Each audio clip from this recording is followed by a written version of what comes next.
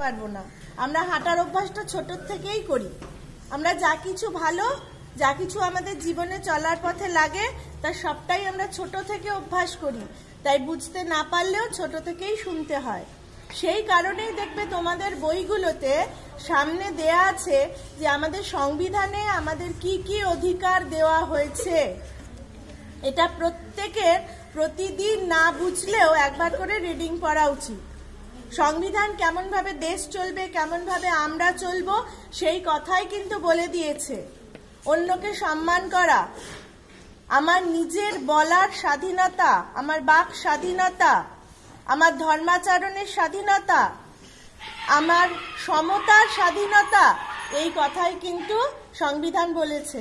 কাউকে অপমান করা না, কাউকে ছোট করে কথা বলা না, এগুলো কিন্তু সংবিধান আমাদের বলেছে। আমরা এগুলো করতে পারি না। সমস্ত মানুষ সমান, সমস্ত ধর্মের মানুষ সমান।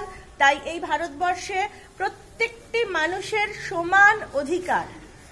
তিনি যে ধর্মেরই হোক, যে বর্ণেরই হোক, যে জাতিরই হোক, যে লিঙ্গেরই হোক, সে ছেলে না মেয়ে, তার বিভেদ কিন্তু সংবিধান করেনি। প্রত্যেকের জন্য আইন সমান, ধনী দরিদ্র সকলের জন্য আইন সমান।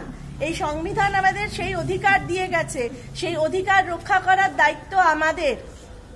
কারণ সেই অধিকারকে খর্ব করা হবে, চেষ্টা করা হবে পিছনে টেনে নিয়ে যাওয়ার, যাতে সবার সমান অধিকার না থাকে, যাতে ক্ষমতাকে কুক্ষিগত করে রাখা যায়, অর্থাৎ কিছু মুষ্টিমেয় মানুষের হাতে সেই ক্ষমতা যাতে থাকে, সেইটা চেষ্টা করা হবে।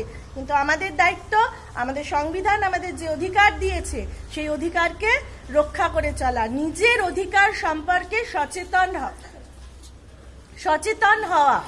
সেই সচেতনতা বাচ্চার মধ্যে আসবে, ছোটদের মধ্যে আসবে আমাদের থেকে। যদি আমরা শেখাতে পারি, আমরা মা বাবা, আমরা অভিভাবক অভিভাবিকা, আমরা শিক্ষক শিক্ষিকা, সেটা যদি শেখাতে পারি যে এটা তোমার অধিকার, সংবিধান তোমাকে সেই অধিকার দিয়েছে। তাই জন্য বইতে যে কথাগুলো লেখা আছে, সংবিধান যা অধিকার দিয়েছে, সেটা প্রতিদিন বুঝুক না বুঝুক ছোটদের একবার করে রিডিং পড়াবেন, যাতে মাথার মধ্যে ঢুকে যায়। যেমন কবিতা মুখস্থ করে সব বুঝে করে কি না, কিন্তু কবিতাটা পড়তে পড়তে পড়তে পড়তে মাথার মধ্যে ঢুকে যায়। ঠিক একইভাবে সংবিধানের অধিকারগুলো পড়তে পড়তে ওর মাথার মধ্যে ঢুকে যাবে। তাহলে জীবনে চলার পথেও বলতে পারবে এটা আমার অধিকার, এই অধিকার আমার, এটা বলতে না পারাটা হচ্ছে সব থেকে বড় পিছিয়ে যাওয়ার জায়গা। তাই আজকে এই প্রজাতন্ত্র দিবসে আমাদের সকলের শপথ হবে হচ্ছে আমরা সংবিধানকে রক্ষা করব, নিজেদের অধিকারকে রক্ষা করব এবং আগামী ভবিষ্যৎ যারা আমাদের ছোট ছোট ছেলে মেয়েদের সেই শিক্ষাটা দেব। আচ্ছা।